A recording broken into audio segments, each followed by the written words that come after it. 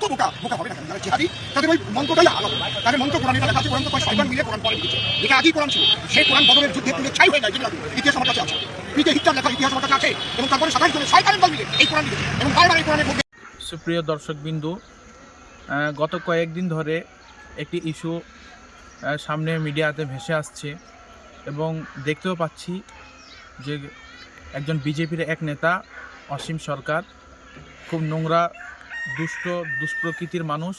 সে আমাদের পবিত্র আল কোরআনকে নিয়ে কটূক্তিকর কথা এবং কুরুচিকর কথা সে উপস্থাপন করেছে জাতির সামনে, এবং কি সামনের ভিডিওতে আপনারা দেখতে পাবেন যে আল কোরআনে সে বলছে নাকি এটি বদরের যুদ্ধের সময় এই কোরআনটি পুড়ে গেছিল, তারপর কিছু সংখ্যক শয়তান মিলে নাকি এই কোরআনটা তৈরি করেছে।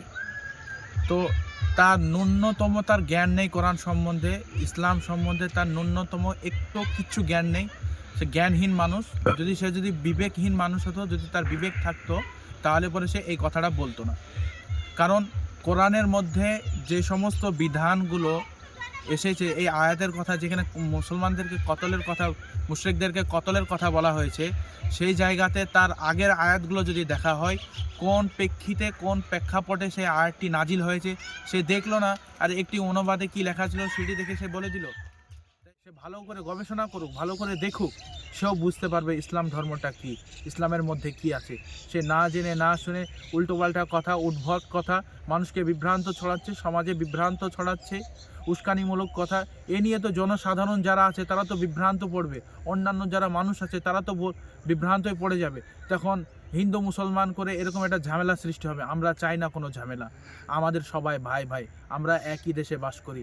আমাদেরকে কাঁধে কাঁধ মিলিয়ে আমাদেরকে থাকতে হবে, আমাদেরকে ঠিকভাবে চলতে হবে। কেন এরকম বিভ্রান্ত ছড়াবেন? আমি সরকারের কাছে বলবো, যারা দেশের দায়িত্ববান লোক আছেন তাদের কাছে আমি বলবো যে এই বিষয়টি নিয়ে আপনারা একটু তদন্ত করুন এবং তাকে উচিত শিক্ষা দেওয়ার জন্য আপনারা একটু দেখুন। আর